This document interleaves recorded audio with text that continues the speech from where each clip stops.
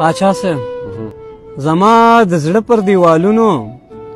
ستا تصویرونه خدایي چاپ شوي دي نه او د مخ هډوکي مې سپېره شول د بېلتانه سیلۍ مې وچ کړل اندامونه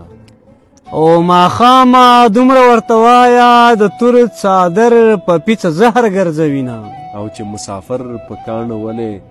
جلکۍ لمن به د خدای نه زرغونوي نه او تور ماښام به ترې خبر وي